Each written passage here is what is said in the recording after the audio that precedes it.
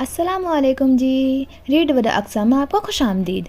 मैं सुनाने वाली हूँ आज से आपको बहुत अच्छी अच्छी नॉवेल्स। तो मेरे चैनल को कर लीजिए सब्सक्राइब और वीडियो को कर दीजिए लाइक। आज सुनाने वाली हूँ मैं नूर राजपूत की विलियम वली, जिसका नाम उन्होंने चेंज कर अब कर दिया है अंकबूत। तो चलते हैं नॉवेल्स के जानिब। विलियम वली, अस्कलम नूर राजपूत। किस नंबर 1, फज्र। अल्लाहु अकबर, अल्लाहु अकबर। अल्लाह सबसे बड़ा है, अल्लाह सबसे बड़ा है। शहर के तंग गलियों वाले पुराने मोहल्ले में गहरे होते हुए कोहरे के दरमियान मगरिब की पुरफसू आवाज़ गूंजी। सर्दियों की आमद थी। मगरिब का वक्त अंधेरा गहरा होने लगा था। ऊंची नीची तंग गलियों में खेलते बच्चे अब घरों की लौट रहे थे।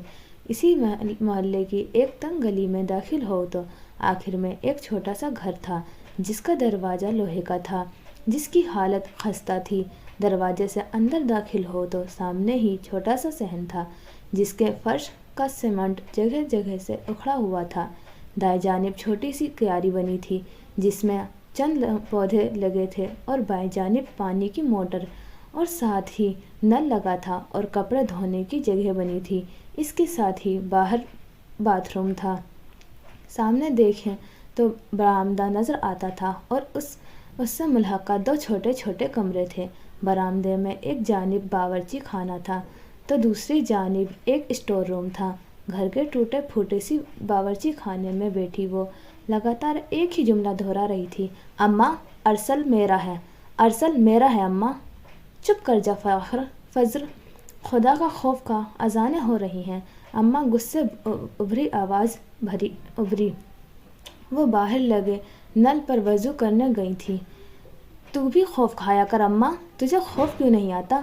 ये कहकर कि अरसल मेरा नहीं है, तुझे खौफ क्यों नहीं आता? मेरा दिल दुखाते। वह पूरी कुव्वत से चिल्लाई थी। चेहरे के नकूस बिगड़ गए थे। बावर्ची खाने में बिछे छोटे से दस्तरखान पर बैठी फज्र मेराज का दिल खाने से उचाट हो चुका था। पहले ही खाने में दाल देखकर उसकी भूख आधी उड़ गई थी और अब आधी अम्मा की बातों ने उड़ा दी थी।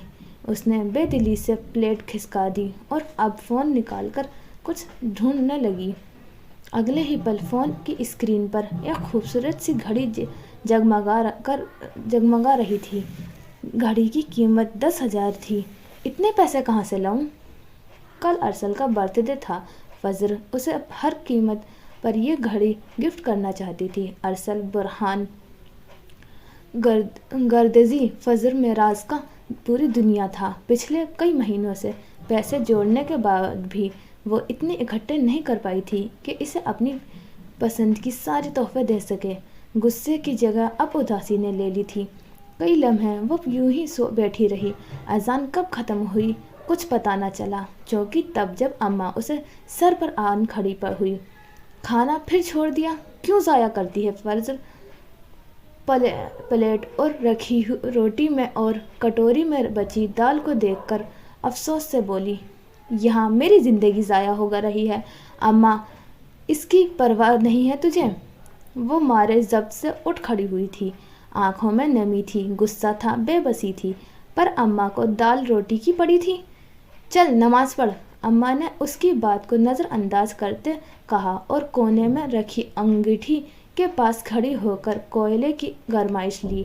ठंडे पानी से वज़ू के बाद उनकी हालत ख़राब हो रही थी। बावर्ची खाने में काफ़ी गरमाइश थी, जबकि बाहर ठंडी हवा चल रही थी और पानी तो हद से ज़्यादा ठंडा था। पढ़ लूँगी, पहले मुझे 7,000 रुपये चाहिए। लहजे को हद दर्जा नॉर्मल बनाते उसने मुतालबा किया। 7,000? अम्मा को होल पड़ा। उन्होंने बेइख्तियार सीने पर हाथ रखा। किस लिए चाहिए तुझे इतने पैसे? मुझे ज़रूरत है अम्मा, वरना तुझसे क्यों मांगती? वो बजिद थी, जानती थी अगर वजह बता दी तो अम्मा कभी ना देती। देने वाली तो अब भी नहीं थी, लेकिन फिर भी एक मामून सी उम्मीद थी। शायद उनका दिल नरम पड़ जाए, शायद उन्हें अपनी बेटी पर तरस आ जाए। ऐसी क्या ज़रूरत आ गई तुझे रातों रात? यूनिवर्सिटी की फ़ीस तो भर दी थी ना? अम्मा ने दो दुपट्टे को हिजाब की सूरत में अच्छे से लपेटते पूछा। वो अब नमाज पढ़ने वाली थी। उनकी बात सुनकर फजर का दिल कुलस कर रह गया। अरसल का बर्थडे है कल, मुझे इसके लिए गिफ्ट चाहिए। सपाट लहजे में कहती वो वहीं जमी खड़ी रही। इस बात सुनकर अम्मा ने ऐसी निगाहों से देखा जैसे लानत भेजी हो, और फिर बिना कुछ कहे उसके पास से गुजर गई। अम्मा पैसे दे दे मुझे, वो उनके पीछे लपकी, जबकि अम्मा बरामदे में जाए नमाज बिछाकर उस पर खड़ी हो चुकी थी।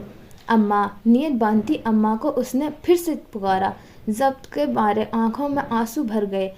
वो मुट्ठियाँ भींचे खड़ी थी, जबकि अम्मा नीयत बांध चुकी थी। वो अब नमाज पढ़ रही थी। ऐसी औलाद को टरपा कर नमाजें कबूल नहीं होती। वो गुस्से से चीखी, इतने छोटे से कमरे की जानिब बढ़ी और दरवाज़ा पूरी कुव्वत से दे मारा। अब वो बेड पर औंधे मुंह पड़ी रो रही थी। कमरे में एक छोटे से सिंगल बेड के अलावा एक पुरानी सी अलमारी थी और एक खस्ता सी कुर्सी और मेज रखे थे, और कोई सामान नहीं था। फजर नमाज पढ़ ले। अम्मा ने फ़र्ज़ रकात पढ़ने के बाद फिर से उसे अब पुकारा, और फजर के रगोपे में नफ़रत की लहर फैल गई, लेकिन वो बोली कुछ नहीं। जबकि बाहर अम्मा अब बैठे बैठे बाकी रकात पढ़ रही थी, जबकि साथ वाले कमरे से अब अब्बा के खांसने की आवाज़ बार बार आ रही थी। उन्हें टीवी था और सर्दियों में यह मर्ज बढ़ जाता था। फजर उठ जा, अपने अब्बा को देख ले। अम्मा की फिर से आवाज़ उभरी, लेकिन फजर ने तकिया उठाकर अपने कानों पर रख लिया। इससे वक्त वो जिस तकलीफ़ में थी कोई महसूस नहीं कर सकता था। इसकी ज़िंदगी अज़ाब बनाने वाले उसके अपने थे, उसके माँ बाप, जिनकी कंजूसी की आदत ने उसे हर चीज़ से तरसा रखा था। कम अज़ कम फजर का तो यही लगता था। बाहर अंधेरा आहिस्ता आहिस्ता गहरा होता गया। अम्मा ने नमाज पढ़कर उसके कमरे के दरवाजे पर दस्तक दी। फजर, चल उठ जा, चाय बना ले, मुझे भी देना। उठ जा, बर्तन भी धोने हैं। अम्मा की आवाज़ उभरी और फजर का दिल शिद्दत से चाहा कि वो बहरी हो जाए या फिर अम्मा गूंगी हो जाए, क्योंकि जितनी देर वो घर होती थी फजर की पुकार से उसे सुकून नहीं लेने देती थी। नहीं पीना मुझे जहर, वो रोते रोते बड़बड़ाई। तस्वुर में बार बार अरसल का खूबसूरत चेहरा उभर रहा था।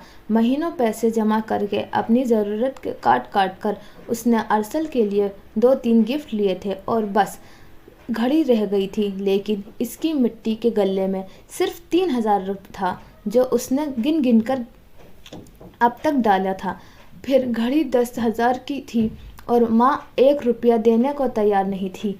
अम्मा कुछ देर दरवाजे पर खड़ी रही, फिर चली गई। अब वो अपने कमरे में थी। क्यों रुलाती है उसे फजर की अम्मा? दे दिया कर जो मांगती है, जो है उसका ही। अब्बा ने खांसी पर काबू पाते बमुश्किल कहा था। खांस कर उनका वजूद दर्द करने लगा था। मेरे पास कौन सा कारून का खजाना है? जो थोड़ा बहुत है जो रखा है वो उसकी शादी के लिए है, फजूल खर्ची के लिए कहाँ से लाऊं? अम्मा ने तड़क कर जवाब दिया। आवाज़ फजर तक वो झटके से उठी और दरवाज़ा खोलकर बाहर निकली। फिर साथ वाले कमरे का दरवाज़ा झटके से खोला। बल्ब की मध्यम सी रोशनी में उसकी अम्मा अब्बा बिस्तर में दुबके पड़े थे।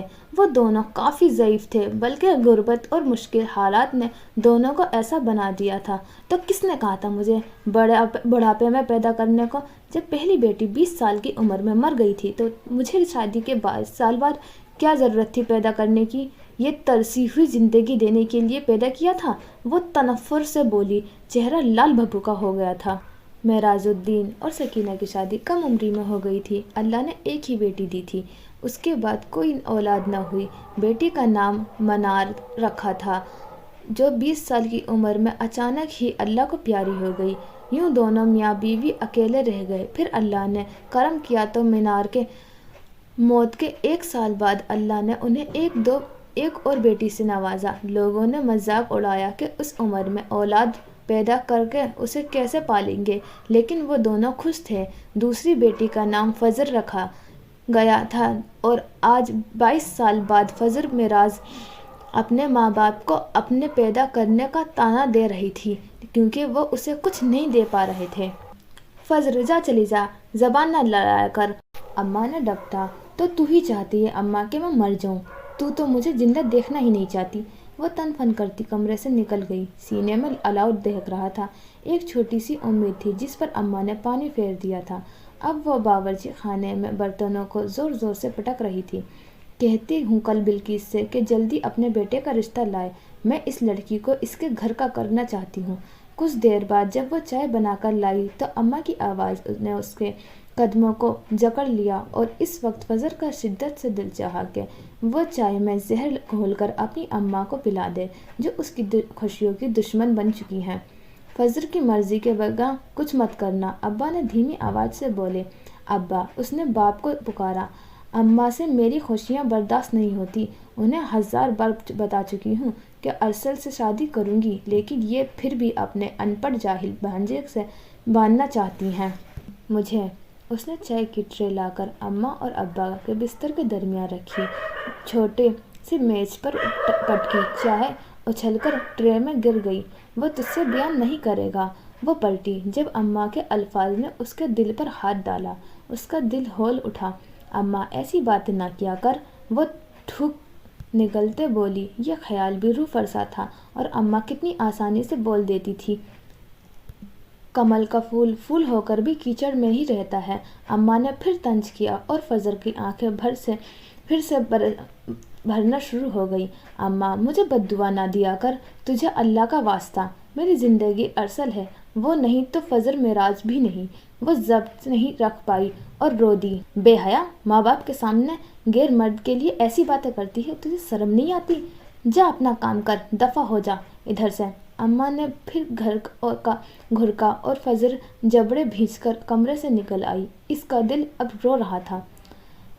پیسے نہیں دینے تو نہ دے، لیکن میری محبت کو بددعا کیوں دیتی ہے اماں؟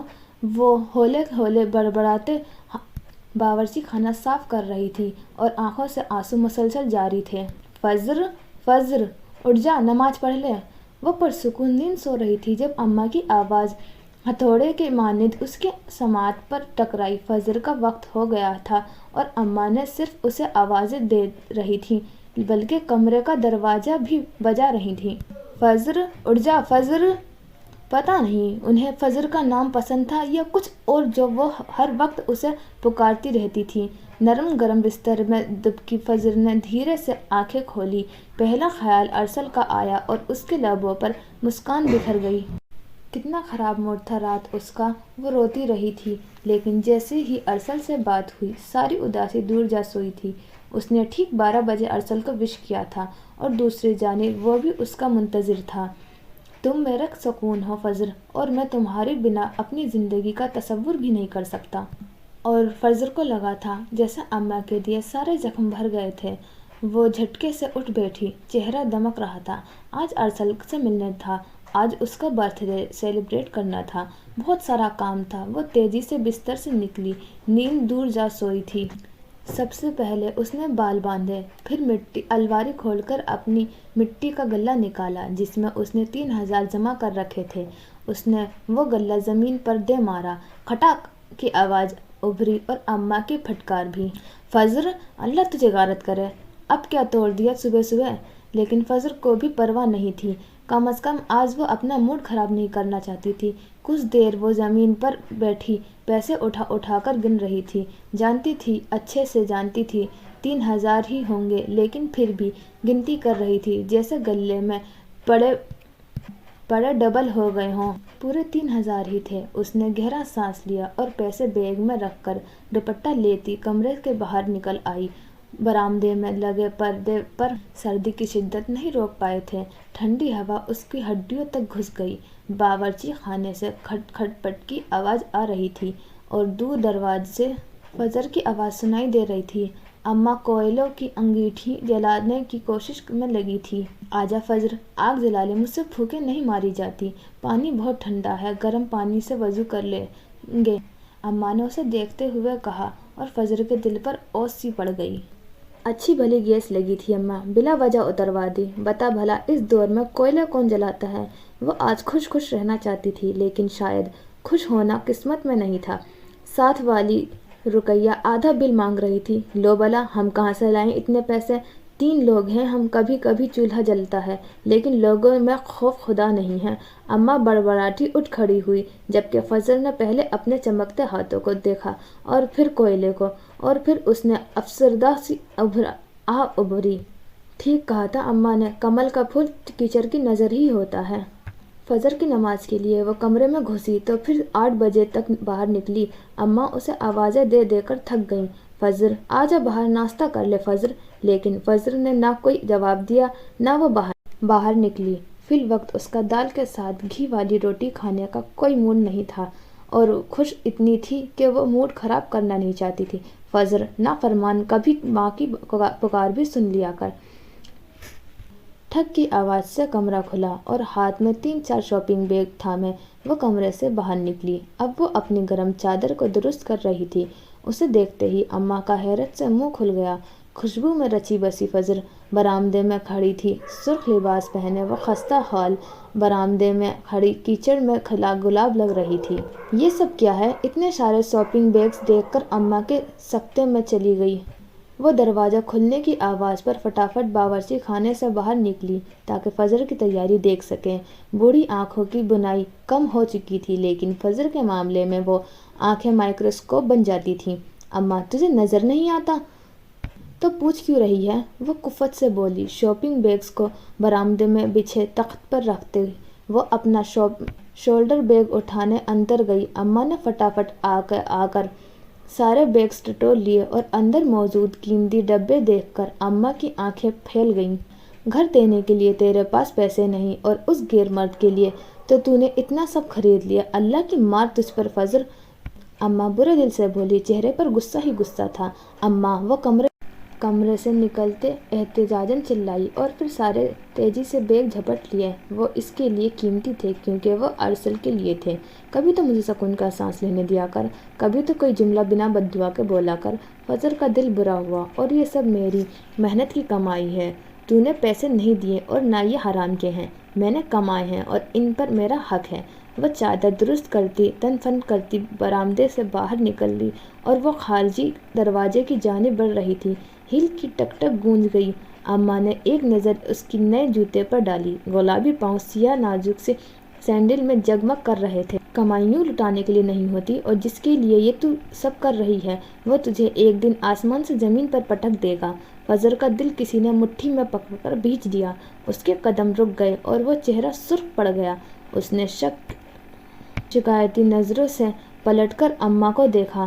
جبڑے بھیج گئے، آنکھوں میں آنسو تھے، پر اماں کو کیا پرواہ۔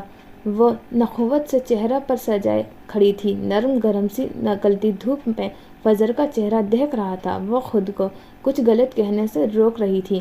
برآمدے میں اماں پرانی سی گرم چادر خود پر لپیٹے ایستادہ تھی۔ دھوپ نکل آئی تھی لیکن ہوا میں ٹھنڈک تھی۔ دعا کر اماں، فجر مر جائے، فجر واپس نہ آئے۔ اس نے آخری نظر اماں پر ڈالی اور پھر تیزی سے ٹوٹا پھوٹا دروازہ پار کر گئی۔ ہیل کی آواز دور تک گونج گئی۔ جھریوں والا چہرہ لیے اماں کھڑی رہ گئی۔ اسے ذرا بھی ملال نہیں تھا۔ اندر کمرے میں بستر پر لیٹے ابا کو کھانسی کا دورہ پڑا۔ سامنے دروازے کے قریب ہی وہ کھڑی تھی منار معراج۔ وہ ہنس رہی تھی۔ روک ابا، اب فجر کو روک کر دکھا۔ وہ معراج الدین سے مخاطب تھی، جبکہ اسے دیکھتے ہی ابا کو کھانسی کا ایسا دورہ پڑا کہ ان سے سانس لینا مشکل ہو گیا۔ آج اس نے لوکل چنچلی کے بجائے آٹو لیا تھا۔ صبح کے 9 بج رہے تھے۔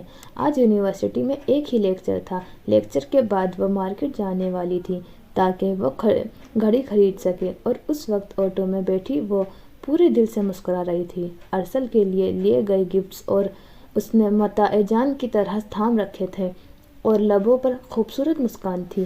فجر معراج وہ لڑکی تھی جو آج کی تیزی سے بدلتی دنیا میں سروائیو کرنے کی کوشش کر رہی تھی۔ اس کی فیملی میں اماں ابا کے علاوہ کوئی نہ تھا، نہ چاچا نہ تایا، کوئی رشتہ دار نہیں تھا۔ جب سے ہوش سنبھالا تھا خود کو اسی گھر میں پایا تھا۔ ابا پہلے دکان تھی جو اب کرائے پر دے دی تھی، اسی سے پیسوں سے گھر کا خرچہ چلتا تھا، جبکہ فجر خود ذہین لڑکی تھی۔ اس نے آنکھیں میں ڈھیروں خواب تھے، وہ بہت کچھ کرنا چاہتی تھی، کچھ بننا چاہتی تھی۔ میٹرک تک وہ سرکاری اسکول میں پڑھی اور پھر کالج اسکالرشپ پر جاتی رہی۔ یونیورسٹی پہنچتے پہنچتے اس نے ایک کال سینٹر میں جاب شروع کر لی۔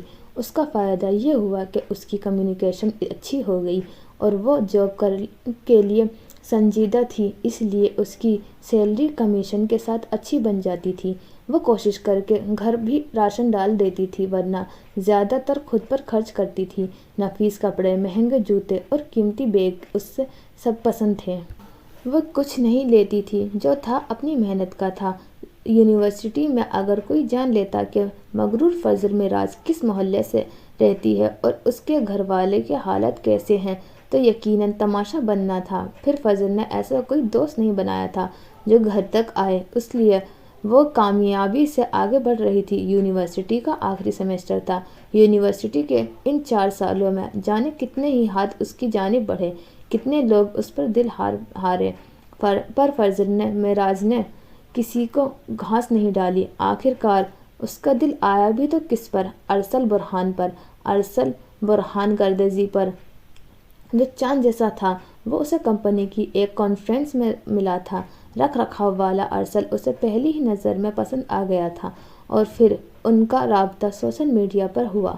جانے کیوں اس کے دماغ سے چپک گیا تھا، وہ چاہ کر بھی اس کی پیچھے نہیں چھڑا پاتی تھی۔ پسندیدگی آہستہ آہستہ کب محبت میں بدل گئی، فضل کو پتہ ہی نہ چلا۔ اب ارسل اس کا سب کچھ تھا، وہ نہیں تھا تو کچھ نہیں تھا۔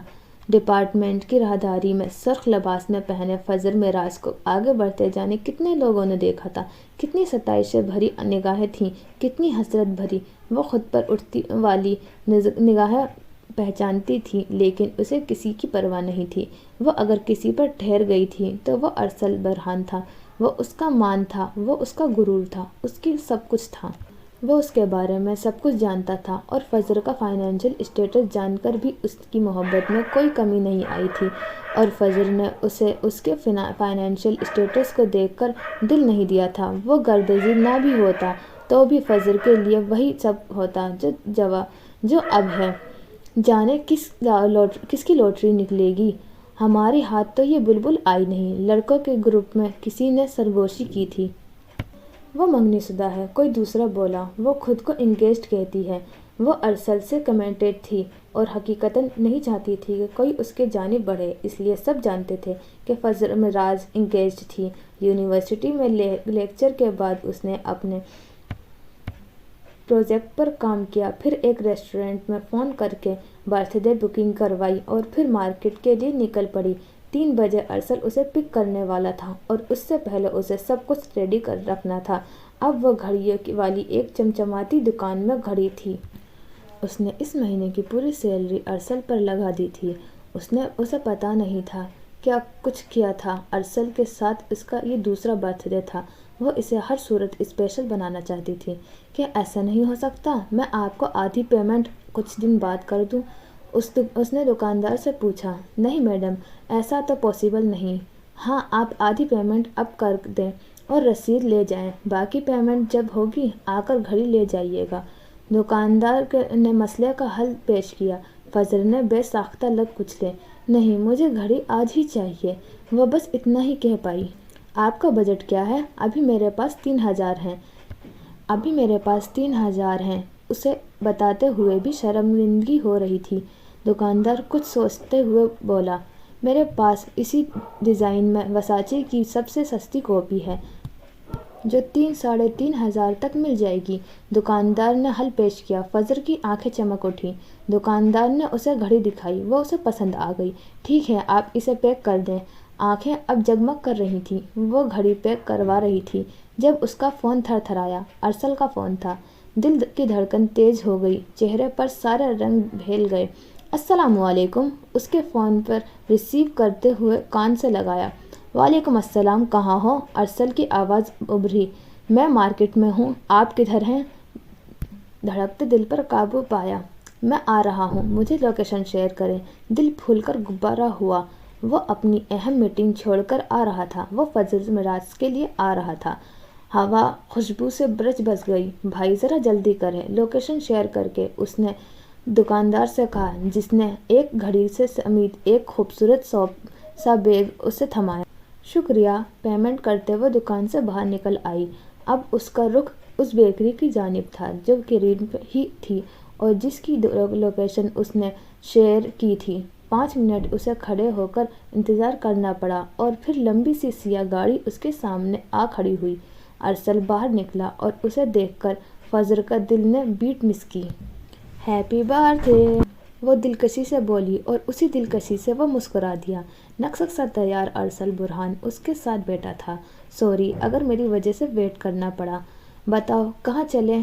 निस्बतन एक पुरसुकून सी जगह पर गाड़ी रोकने के बाद वो उसकी जानिब मुतवज्जा हुआ। वो उसे ही देख रही थी। बहुत प्यारी लग रही हो। वो मुस्कुराया तो वो फजर भी मुस्कुरा दी। देखें मैं आपके लिए कुछ लाई हूँ। वो अब पीछे रखे बैग्स उठा रही थी। उसके लहजे में शीरी घुली थी, सबको काट खाने वाली। फजर मिराज के लहजे में अरसल के लिए सिर्फ मोहब्बत थी। लगता है सारी सैलरी मुझ पर उड़ा दी है। वो इतने बैग्स को देखता बोला, ये सब लाने की क्या ज़रूरत थी फजर? मेरा गिफ्ट तुम हो।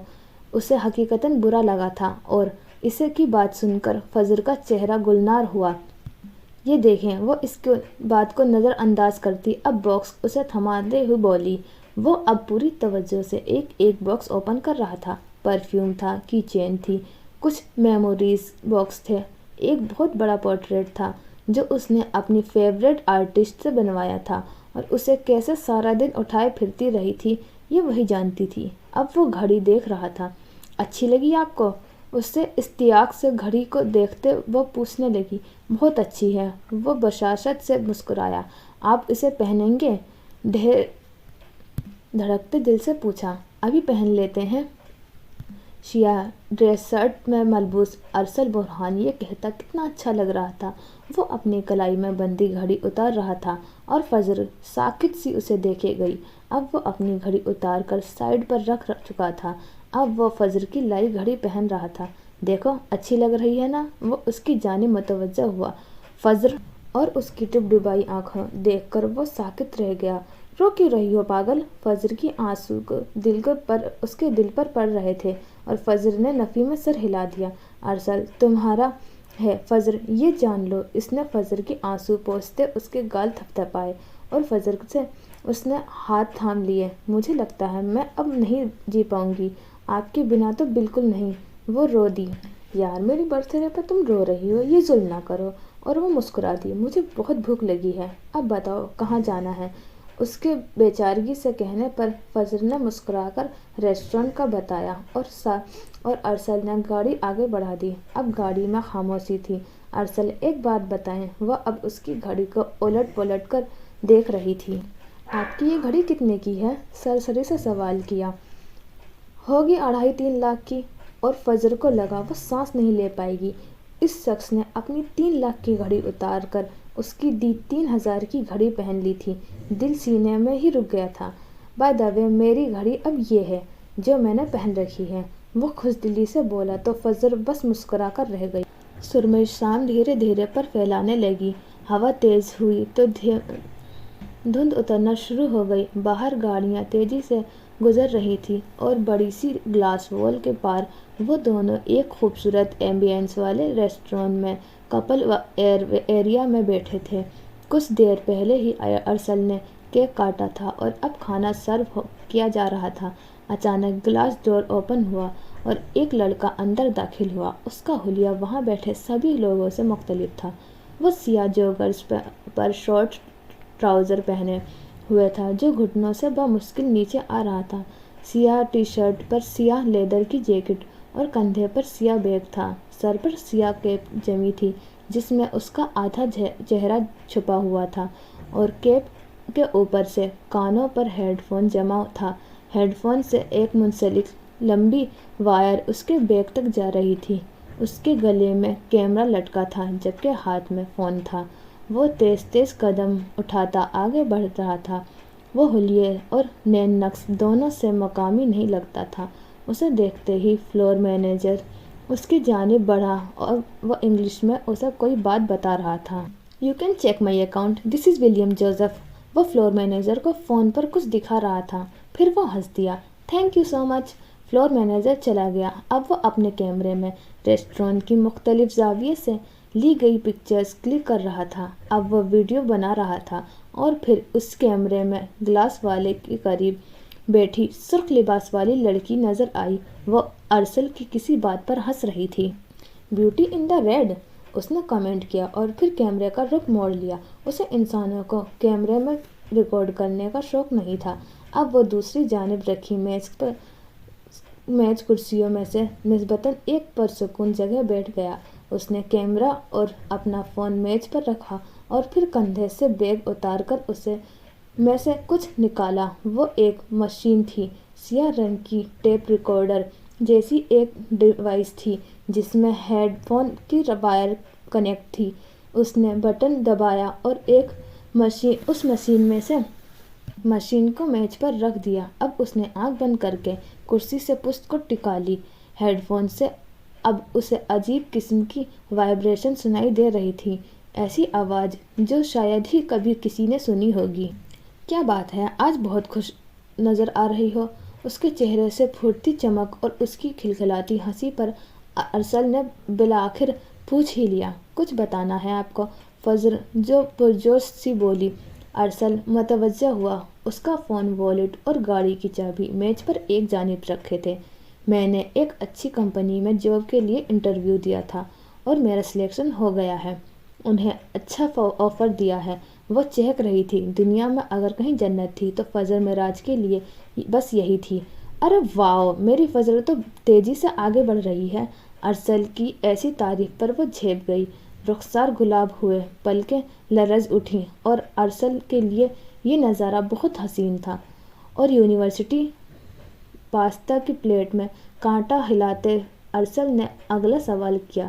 وہ کھانا کھا رہا تھا لیکن متوجہ اس کی طرف تھا، جبکہ فجر کی تو بھوک ہی اسے دیکھتے ہی مٹ جاتی تھی۔ اسے کچھ ہوش نہیں رہتا تھا۔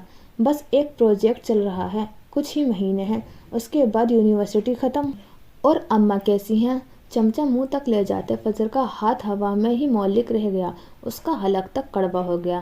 اگر وہ بتا دیتی کہ اس کی اماں اس کی محبت کو کتنی بد دعا دیتی تھی تو سامنے بیٹھے ارسل کا دل ٹوٹ جاتا۔ وہ بھی ٹھیک ہیں، بس اتنا ہی کہہ پائی۔ چہرے کی شادابی مان پڑ گئی۔ ان کی باتوں پر غصہ مت کیا کرو، وہ اب اسے سمجھا رہا تھا۔ فجر خاموش رہی۔ اور میرے پاس بھی تمہارے لیے ایک خوشخبری ہے۔ ارسل کے پراسرار سے انداز پر فجر کی آنکھیں چمک اٹھیں۔ وہ اب سوالیہ نظروں سے اسے دیکھ رہی تھی اور ان سے کچھ فاصلے پر وہ دوسری جانب بیٹھے شخص کو ویٹر نے مخاطب کیا۔ سر، یور کافی۔ ویٹر اسے پکار رہا تھا جبکہ وہ ہیڈ فون سے ابھرتی آواز میں کھویا تھا۔ سر۔ ویٹر نے کافی میز پر رکھی، پھر پکارا۔ اس بار اس نے آنکھیں کھولی۔ Oh, I am sorry and thank you. وہ اب سیدھا ہو بیٹھا۔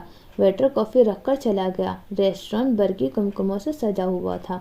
دیواروں اور چھتوں میں سے لٹکتے برقی کمکمے وہاں کی پرسکون ماحول کو چار چاند لگا رہے تھے۔ اور تبھی اس کی نظر سامنے اٹھی۔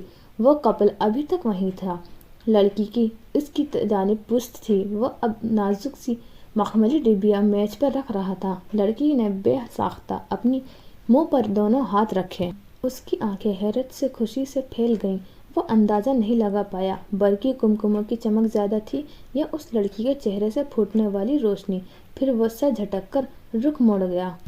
اوہ مائی گاڈ ارسل، آپ کے پیرنٹس مان گئے؟ وہ بے یقینی سے چمچماتی اس ڈائمنڈ کی رنگ کو دیکھتے بولی۔ اس نے کہا تھا جب وہ اپنے پیرنٹس کو منا لے گا تو اس کے لیے رنگ لائے گا، اور آج وہ لایا تھا۔ پوری طرح سے تو نہیں، لیکن وہ تم سے ملنے کو راضی ہو گئے ہیں۔ وہ بھی اتنا ہی خوش تھا اور تبھی اس کا فون بج اٹھا۔ بابا کی کال ہے۔ اس نے ایکسکیوز کرتے فون اٹھایا۔ جی بابا، وہ ادب سے بولا۔ دوسری طرف سے کچھ پوچھا گیا تھا جبکہ فجر نے ڈائمنڈ رنگ کو چھوڑ کر اس سے دیکھ رہی تھی۔ باہر ہوں، اس نے جواب دیا۔ آگے سے پھر کچھ پوچھا گیا۔ فجر کے ساتھ دوسری طرف خاموشی چھا گئی۔ جی، میں کچھ دیر تک آتا ہوں۔ فون بند ہو گیا اور ارسل نے اپنا اٹکا سانس بحال کیا۔ وہ اپنے باپ کی بہت عزت کرتا تھا، بلکہ کسی حد تک ڈرتا بھی تھا، پر وہ اپنی محبت کا مقدمہ بھی لڑ رہا تھا اور یہ مشکل کام تھا۔ غصہ تو نہیں کیا تھا وہ؟ فضل نے دھڑکتے دل سے پر قابو پاتے پوچھا۔ خوش تھا۔ اور تبھی اس کا فون بج اٹھا۔ بابا کی کال ہے۔ اس نے ایکسکیوز کرتے فون اٹھایا۔ جی بابا، وہ ادب سے بولا۔ دوسری طرف سے کچھ پوچھا گیا تھا، جبکہ فضل ڈائمنڈ کی رنگ چھوڑ کر اسے دیکھ رہی تھی۔ باہر ہوں، اس نے جواب دیا۔ آگے سے پھر کچھ پوچھا گیا۔ فضل کے ساتھ دوسری طرف خاموشی چھا گئی۔ جی میں کچھ دیر تک آتا ہوں۔ فون بند ہو گیا اور ارسل نے اپنا اٹکا سانس بحال کیا۔ وہ اپنے باپ کی بہت عزت کرتا تھا بلکہ کسی حد تک ڈرتا بھی تھا۔ وہ اپنی محبت کا مقدمہ بھی لڑ رہا تھا اور یہ مشکل کام تھا۔ غصہ تو نہیں ہوئے وہ؟ فضل نے دھڑکتے دل سے قابو پاتے پوچھا۔ ارسل نے نظر اٹھا کر اسے دیکھا۔ سیاہ گرم شال کو قدموں پر پھیلائے، سیاہ بالوں کے گھیرے میں چمکتے چاند سے چہرے والی فضل مراز کئی متضاد کیفیات کا شکار تھی۔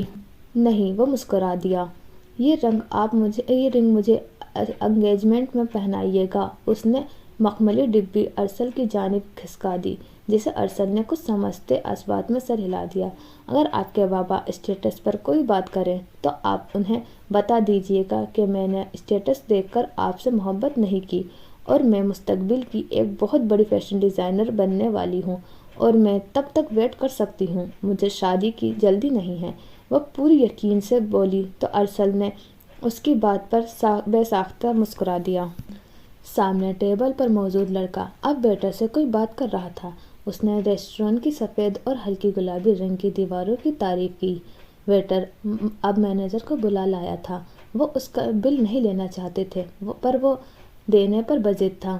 میں کل پھر آؤں گا، کافی بھی پیوں گا، پر آج آپ بل لینا ہوگا۔ اس نے بل کے ساتھ ویٹر کو ٹپ بھی دی تھی۔ فضل کی سرسری سی نظر اٹھی اور اس عجیب و غریب حلیے والے لڑکے کو دیکھا جو اب اپنا بیگ کندھے پر لٹکاتے اپنا کیمرہ اٹھا رہا تھا، اور پھر وہ باہر نکل گیا۔ میں یہاں بیٹھا ہوں، میرا موجودگی میں کسی اور کو مت دیکھو فضل، ارسل نے شکوہ کیا تو وہ کھلکھلا کر ہنس دی۔ میں تمہیں گھر تک چھوڑ سکتا ہوں۔ گلی کے سامنے گاڑی روکتے ارسل نے پیشکش دی۔ پہلی بات، آپ کی یہ لمبی گاڑی ہمارے تنگ سی گلی میں داخل نہیں ہوگی، اور دوسری بات یہ کہ یہ لمبی گاڑی دیکھ کر میرے محلے والوں کی اتنی لمبی زبان نکل آئے گی۔ فضل نے آنکھیں مٹکاتے ہوئے ارسل نے نہ چاہتے ہوئے بھی ہنس دیا۔ وہ پریشان تھا لیکن اسے محسوس نہیں کرنا چاہتا تھا۔ ٹھیک ہے، اپنا خیال رکھنا۔ وہ شال اچھے سے اوڑھتی گاڑی کے دروازے کو کھول کر باہر نکلی۔ اپنا سامان تو لے لو۔ ارسل نے گاڑی کی پچھلی سیٹ پر رکھے بیگ اٹھا کر اسے پکڑائے۔ وہ خالی ہاتھ نہیں آئے تھے، اس کے لیے بیکری کی کافی چیزیں لایا تھا۔ فضل نے بیگ تھام لیے۔ دھند بڑھ رہی تھی اور اسٹریٹ لائٹس کی مدھم روشنی میں بمشکل ہی کچھ نظر آ رہا تھا۔ سامنے نکڑ والے ایک کرانے کی دکان کھلی تھی۔ اپنا خیال رکھنا۔ گاڑی کا دروازہ بند کرتے وقت اسے ارسل کی آواز سنائی دی۔ فضل نے دیکھا تو اسے ارسل کے چہرے پر پریشانی نظر آئی۔ وہ اسے ہی دیکھ رہا تھا، محبت سے، حسرت سے۔ شاید وہ آنے والے طوفان سے واقف تھا۔ اللہ حافظ۔ وہ گلی میں مڑ گئی۔ ٹک ٹک کی آواز رات کے سناٹے میں گونجی گئی۔ رات کے 8 بج رہے تھے، پر یوں لگتا تھا جیسے 11 بج گئے ہوں۔ وہ رات کو 9 بجے جاب سے آتی تھی، لیکن آج اس نے چھٹی کی تھی۔ گاڑی میں ہیٹر چل رہا تھا اور اب ہیٹر باہر نکل کر اسے سردی کا احساس ہوا۔ ٹھنڈی ہوا یوں ہڈیوں میں گھس رہی تھی۔ اس نے کانپتے ہوئے گھر کا گیٹ بجایا۔ جب کوئی نہ آیا تو پھر سے بجایا۔ کچھ دیر بعد اسے اماں کی آواز سنائی دی۔ وہ گیٹ کھول رہی تھیں۔ السلام علیکم۔ اس نے گھر میں داخل ہوتے ہی سلام کیا، جبکہ اماں کی طرف سے کوئی جواب نہیں آیا۔ وہ ہاتھ میں تسبیح لیے خوشبو میں رچی بسی فضل کو گھور رہی تھی۔ فضل نے انہیں نظر انداز کرتی آگے بڑھ گئی۔ آج اس کی چال میں فخر تھا، مان تھا، غرور تھا۔ ارسل کے گھر والے اس سے ملنے کو تیار ہو گئے تھے۔ اماں اپنی تمام بد دعاؤں سے امید ہارنے والی تھیں۔ اس نے کمرے میں آ کر سب سے پہلے سامان رکھا اور پھر کپڑے بدل کر منہ ہاتھ دھونے وہ جب واپس کمرے میں آئی تو اماں اتنا کھانے پینے کا سامان دیکھ کر حیران رہ گئی۔ وہ تمام ڈبے کھول کر دیکھ چکی تھیں، بالوں کو اچھے سے فولڈ کر کے دھلے دھلے چہرے کے ساتھ وہ اب بھی اتنی ہی خوبصورت لگ رہی تھی۔ یہ شریف لڑکیوں کے گھر آنے کا وقت ہے، اماں کو کہنے کو یہی ملا تھا۔ فضل نے ایک نظر اماں کو دیکھا اور پھر گھڑی کو دیکھا۔ ابھی 8 بجے ہیں، میں روز آفس سے آتے آتے 9 بج جاتے ہیں۔ اماں تب شرافت کہاں ہوتی ہے؟ اس نے بمشکل خود کو کچھ غلط کہنے سے روکا۔ اسے اپنی اماں کے دوہرے معیار کی سمجھ نہیں آتی تھی۔ تو نہ کرا کر کمائی، ہم نے اسے آگ لگانی ہے؟ اماں نے شاید زہر اگلنا ہی سیکھا تھا۔ ہاں، تاکہ میں گھٹ گھٹ کر مر جاؤں، وہ چیزیں سمیٹتی بڑبڑائی۔ فی الوقت وہ بحث کے موڈ میں نہیں تھی۔ جانتی ہیں محلے والے ایسی لڑکیوں کو کیا سمجھتے ہیں جو یوں سج دھج کے رات کو کسی غیر مرد کے گاڑی سے اترتی ہے؟ اماں نے لتاڑنا چاہا۔ اماں، میں محلے کی نظروں میں ویسے بھی شریف نہیں ہوں، تو مجھے فرق نہیں پڑتا وہ کیا سوچتے ہیں، تجھے بھی نہیں پڑھنا چاہیے، تو جانتی ہے مجھے۔ وہ پھر بڑبڑائی۔ ہاں، تجھے کیوں فرق پڑے گا؟ تجھے ماں باپ کی عزت کی کیا پرواہ؟ اماں بھی زیادہ باز نہیں آتی تھیں۔ وہ تسبیح گھما رہی تھیں اور ساتھ ساتھ اسے کلاس بھی لے رہی تھیں۔ اماں، وہ احتجاجاً بولی۔ ہاتھ میں پکڑا بیگ وہ الماری میں رکھ رہی تھی، پر اماں کے الفاظ تیر کی طرح لگتے تھے۔ ارسل کے گھر والے مان گئے ہیں، وہ جلدی رشتہ لینے آئیں گے۔ اس نے اپنی زندگی کی سب سے بڑی خبر اماں کو دی۔ اماں کچھ دیر اس کے چہرے کو دیکھتی رہیں۔ ایک پل کے لیے الفاظ گم ہو گئے، جبکہ فجر اب الماری کھولے چیزیں سمیٹ رہی تھی۔ محلے والوں کی زبانیں بند ہو جائیں گی اماں جب ارسل بارات لے کر آئے گا۔ مان تھا، فخر تھا، کیا کچھ نہ تھا۔ ہاں، دیکھتی ہوں اس کے خواب۔ ارسل میرے خواب نہیں ہے، میری زندگی ہے اماں۔ ارسل تیری موت ہے فجر۔ اماں کو ذرا ترس نہ آیا۔ تہہ لگے کپڑے الماری میں رکھتی فجر کے ہاتھ کانپ اٹھے، اس کا دل رک گیا۔ اماں، ایسا نہ بولا کر۔ اس نے الماری میں کا پٹ زور سے بند کیا۔ آنکھیں ڈبڈبا گئیں۔ اسے کھونے کا خوف پہلے ہی پیچھا نہیں چھوڑتا تھا۔ وہ بولی تو آواز بھرا گئی۔ پتہ نہیں اماں اس کے احساسات کیوں نہیں سمجھتی تھیں۔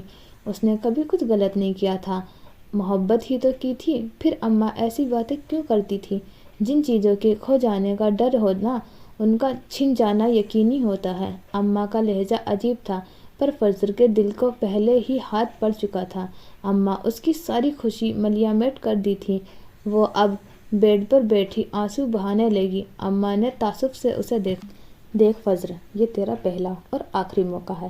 اگر اس لڑکے کے گھر والے مان گئے اور وہ رشتہ لے کر آئے تو تیری قسمت، پر میں تجھے دوسری موقع نہیں دوں گی۔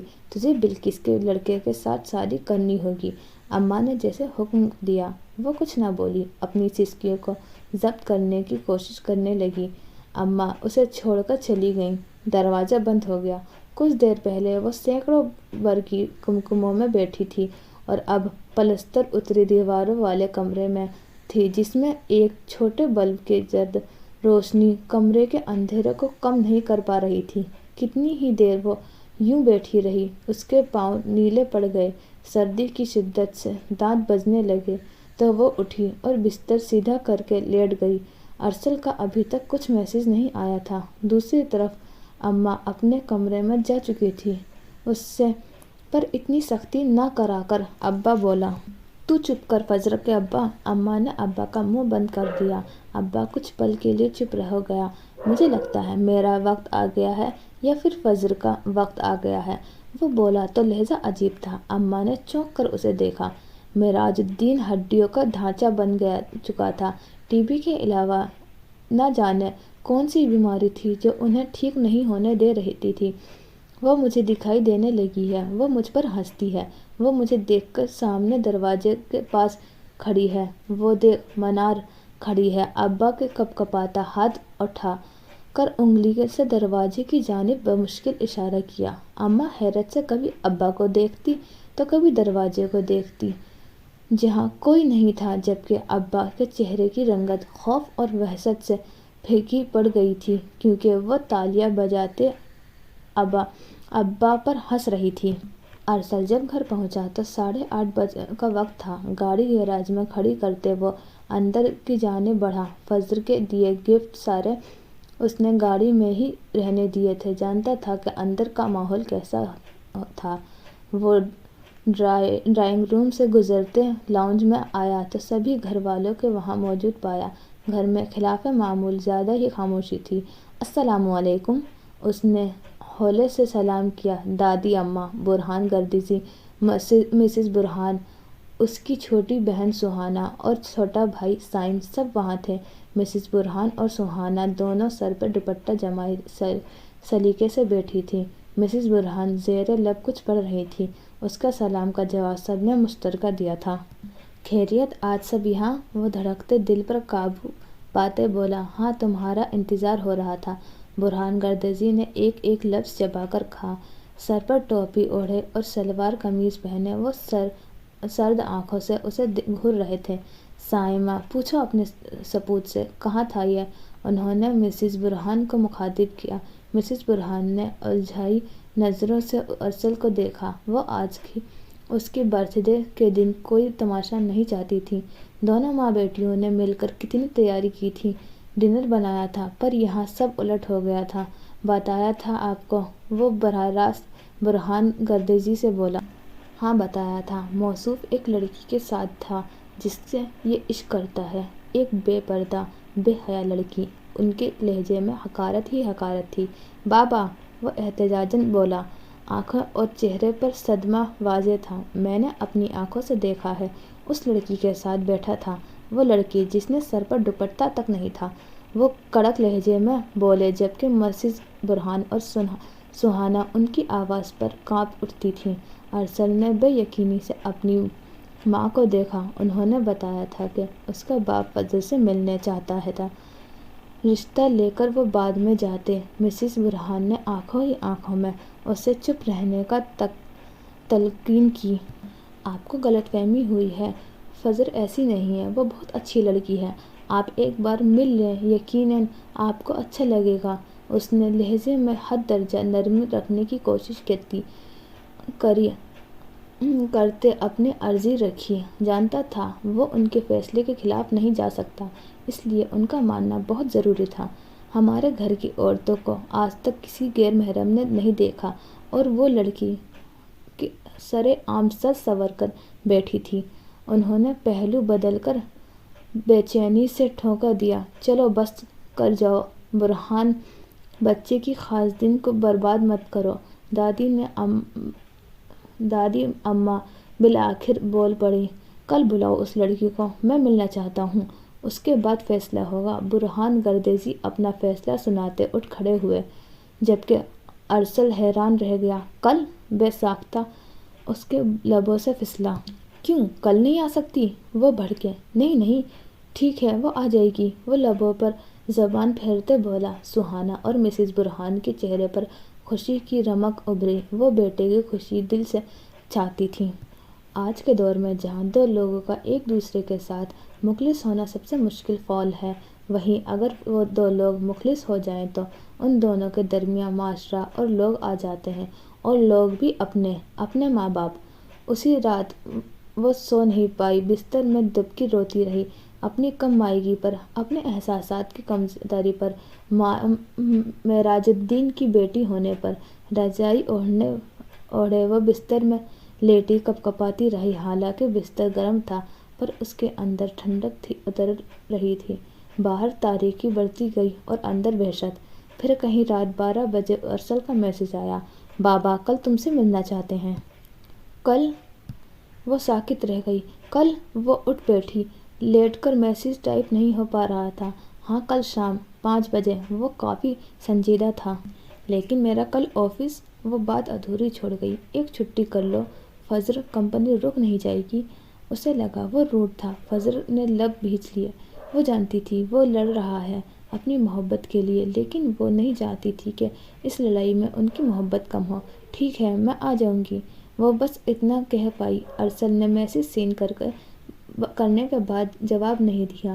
وہ کتنی دیر فون تھامے پکڑے بیٹھی رہی، لیکن اس کا میسج نہیں آیا۔ وہ شاید سو چکا تھا۔ پھر وہ بھی فون تکیے کے نیچے رکھ کر لیٹ گئی۔ اس کا فون سائلنٹ پر ہوتا تھا کیونکہ اماں اس کے فون کا بار بار بجنا پسند نہیں تھا۔ وہ تکیے کے نیچے رکھ کر سوتی تھی۔ رات کو کسی پل اگر ارسل میسج کرے تو وہ وائبریشن سے اٹھ جائے۔ ارسل کا انتظار کرنا اسے پسند تھا۔ کوئی اور دن ہوتا تو اسے ارسل سے اگلے دن ملنے کی بہت خوشی ہوتی کیونکہ وہ کم مل پاتے تھے۔ پہلے وہ اس سے ملنے سے ڈرتی تھی، اور جب وہ پہلی بار ملی تو اس کے جانا وہ ایک بے ضرر انسان تھا، نہ اسے بلا وجہ چھوتا تھا اور نہ کبھی اس سے کوئی فضول گفتگو کرتا تھا۔ پھر اس کا ڈر کھل گیا، خوف دور ہو گیا، اور اب وہ اس سے سب کچھ تھا۔ نہ جانے کیا ہونے والا تھا، جانے ارسل کے گھر والے اس کا مل کر کیا ریئیکٹ کرتے، جانے وہ انہیں پسند آتی بھی یا نہیں۔ بہت ساری باتیں دماغ میں چل رہی تھیں۔ پچھلے پہر اس کی آنکھ لگی تھی اور فجر کے وقت اماں نے دروازہ بجا کر اٹھا دیا۔ وہ بھی بنا کچھ بولے اٹھ گئی۔ آج دعا کرنی تھی اپنی محبت کے لیے، اور نہ جانے کتنے عرصے بعد اس نے دعا مانگی تھی۔ اس کے بعد نیند پھر سے کہیں دور جا سوئی۔ وہ اماں کے پاس ہی باورچی خانے میں بیٹھ گئی۔ اماں کو صبح خالی معدہ چائے پینے کی عادت تھی۔ کتنے عرصے بعد اس کے ارسل کے گھر والے آج مجھے ملنا چاہتے ہیں، اس نے ڈرتے اماں کو آگاہ کیا۔ توقع کے مطابق اماں کے چہرے کے ساتھ تاثرات بگڑ گئے۔ پہلے مجھ سے پوچھ کر جاتی ہے اماں، میں ابا اور تیری مرضی کے بغیر تو شادی نہیں کر سکتی، اس نے احتجاجاً بتایا۔ اماں نے چائے چھوٹے کپ میں ڈال دی۔ دیکھ فضر، عزت دار لوگ رشتے مانگنے گھر آتے ہیں، یوں لڑکی کو باہر نہیں بلاتے۔ بات تو اماں کی ٹھیک تھی۔ اس کے دل کو کچھ ہوا، پر وہ خود پر قابو پاتے فوراً بولی، رشتہ لینے وہ لوگ گھر ہی آئیں گے، پر تو انہیں کدھر بٹھائے گی؟ یہاں اس گھر میں؟ اماں، ان کے بیٹھنے کے لیے کرسی تک نہیں ہے۔ وہ خود پر قابو پاتے لڑ رہی تھی، ارسل کے لیے، اس کی محبت کے لیے۔ جا تیرے باپ کو چائے دے آ۔ اماں نے اس کی بات نظر انداز کی۔ وہ اب آٹا گوندھنے کے لیے پانی گرم کر رہی تھی۔ باورچی خانے میں جلتے کوئلے کی گرمائش تھی جس سے ہڈیوں کو سکون مل رہا تھا۔ خالی پیٹ صبح ابا کو چائے پلا دیتی ہے، ایسے بیماری ٹھیک ہوگی کیا؟ وہ کپ اٹھاتے بڑبڑائی، جبکہ اماں کچھ نہ بولی۔ چائے اٹھا کر وہ اندر آئی تو اپنے بستر پر ابا لیٹے تھے، آنکھیں پھاڑے لیٹا تھا، آنکھوں میں خوف واضح تھا۔ جا منار جا، وہ منار کو جانے کا کہہ رہا تھا، جو اب آ جاتی تھی، جاتی ہی نہیں تھی، اس پر ہنستی رہتی تھی۔ ابا، کمرے کی فضا میں عجیب سی مہک تھی۔ فجر نے بے اختیار دوپٹہ ناک پر رکھا۔ ابا کے بستر کے نیچے پیتل کا برتن تھا جس میں چولہے کی راکھ تھی۔ ابا کو اکثر کھانس کر کے آ جاتی تھی اور اس کے لیے برتن استعمال ہو جاتا تھا، اس کی ہی بدبو کمرے میں پھیلی تھی۔ ابا، لے چائے پی لے۔ اس نے چھوٹے سے پرانے ٹوٹے پھوٹے میز پر چائے کا کپ رکھ دیا۔ پہلے ابا مٹی کے پیالے میں چائے پیتا تھا، پیالے کو کپ سے فجر نے ہی بدلا تھا۔ جیسے ہی وہ کپ رکھ کر مڑنے لگی، ابا نے بازو پکڑ لیا۔ اس نے پلٹ کر دیکھا تو مدھم روشنی میں ابا کا چہرہ خوفناک لگا۔ وحشت سے پھٹی آنکھیں دیکھ کر فجر گھبرا گئی۔ ابا، کیا ہو گیا ہے؟ وہ اپنا بازو چھڑانے کی کوشش کر رہی تھی، پر ابا کا ڈھانچے نما بازو میں نہ جانے کہاں سے اتنی طاقت آ گئی تھی۔ فجر کو اپنی کلائی جلتی محسوس ہوئی۔ تو بھی نہیں بچے گی، تو بھی مر جائے گی، تجھے بھی منار کی طرح مرنا ہوگا۔ ابا، چھوڑ۔ اس نے زور سے جھٹکے سے اپنا بازو چھڑایا اور پھر کمرے سے نکل گئی۔ دل دھک دھک کر رہا تھا۔ آج کل سب اس کے دشمن بن گئے تھے۔ ابا کو ہسپتال لے جا اماں، پتہ نہیں کیا اول فول بول رہا ہے، پاگل ہو گیا ہے۔ اپنی جلتی کلائی کو سہلاتے واپس آئی۔ پیسہ کہاں سے لاؤں؟ پیر پر اگتے ہیں کیا؟ اماں کا لہجہ تلخ تھا۔ وہ آٹا گوندھ چکی تھی۔ جو رکھے ہیں اس کا کیا اچار ڈالے گی؟ تیرے پیا کے لیے رکھا ہے، مجھے نہیں چاہیے، اور یہ چند ہزار میں تو میرا کون سا جہیز بنا لے گی؟ دل کھٹا ہو گیا۔ چلی جا، میرا دماغ نہ خراب کر۔ اس نے ایک نظر اماں کو دیکھا جو اب رات کا بچا ہوا سالن گرم کر رہی تھی۔ ان کے لیے یہی سالن من و سلوہ سے کم نہیں تھا۔ میں جا رہی ہوں، بس بتانے آئی تھی کہ ارسل میرا ہے۔ وہ اٹھنے لگی پر اماں کے چہرے پر ابھرتی طنزیہ مسکراہٹ اسے اندر تک سلگا گئی۔ کسی کو اپنا مان لینے سے وہ اپنا نہیں ہو جاتا فضر۔ وہ پتہ نہیں اتنی تلخ باتیں کیوں کرتی تھیں۔ فضر کا دل ڈوب کر ابھرا۔ وہ میرا ہے اماں، اسے اپنی ہی آواز دور کھائی سے سنائی دی۔ اماں نے آنکھ پر تیل چھڑک دیا۔ فضر کو اپنی نم آنکھوں میں اماں کا وجود دھندلا محسوس ہوا۔ زمانہ بدل گیا ہے اماں، آج کل شادیاں ایسے ہی ہوتی ہیں۔ بھونڈی سی دلیل دی، جانے خود کو دی تھی کہ اماں کو۔ زمانہ بدلنے سے روایت نہیں بدل جاتی۔ اماں کی بوڑھی ہڈیوں میں جان باقی تھی۔ باہر چڑیوں کے چہچہانے کی آوازیں تیز ہو گئیں۔ فجر کا وقت ختم ہو چکا تھا۔ اماں اب آٹے کا پیڑا بنانے لگی۔ مجھے یقین ہے اماں، اللہ نے اسے میرے لیے ہی بنایا ہے، اسے میرے لیے بھیجا ہے، ورنہ مجھے ملواتا کیوں؟ اس کا سوچ کبھی، جس کے لیے تجھے بنایا ہے، اس کو کل کیا جواب دے گی؟ ساری محبت کسی گیر پر لٹا دی۔ اماں نے اس بار اس کا دل نکال کر انگیٹھیوں میں ڈال دیا۔ وہ لہو لہان سینے کے لیے کھڑی رہ گئی۔ جلن بڑھتی گئی۔ اماں نے اب گرم توے پر روٹی ڈال دی۔ اس نے کچھ سوچنا چاہا۔ ارسل سے آگے کچھ نظر ہی نہیں آیا، آگے بس اندھیرا تھا۔ ہماری محبت سچی ہے اماں، اللہ ہم پر اپنا کرم کرے گا، وہ پوری جذب سے بولی۔ اماں نے کہنا چاہا کہ ماں باپ کی محبت کے سامنے ساری محبت دم توڑ جاتی ہے، پر وہ خاموش رہی۔ فضر کو سمجھانا کا فائدہ نہیں تھا، وہ ارسل کی محبت میں پتھر ہو چکی تھی، اور پتھروں سے سر پھوڑ کر کیا ملتا ہے؟ گھر سے نکلتے وقت اماں نے اسے ٹوکا، یہ تیرا پہلا اور آخری موقع ہے فضر، یاد رکھ، اس کے بعد کچھ بھی نہیں۔ اماں نے اسے یاد دہانی کرائی۔ اگر اس کی محبت ہار جاتی تو اس کا بلقیس کے لڑکے سے؟ کبھی نہیں، وہ تصور بھی نہیں کرنا چاہتی۔ اور اب وہ اضطراب کی کیفیت میں بیٹھی ہاتھ مسل رہی تھی۔ 5 بج چکے تھے، پر ارسل اور اس کے گھر والے ابھی تک نہیں آئے تھے۔ آج وہ کل والے حلیے سے نہیں تھی۔ آج چہرہ میک اپ سے عاری تھا، بال بندھے تھے، ہلکے جامنی رنگ کا خوبصورت سا کلر کا سوٹ پہن رکھا تھا، جس کے ٹراؤزر سفید رنگ کا تھا اور سر پر قمیض کے ہم رنگ دوپٹہ اوڑھ رکھا تھا، جبکہ سفید گرم جیکٹ ٹھنڈ سے بچنے کے لیے پہن رکھی تھی۔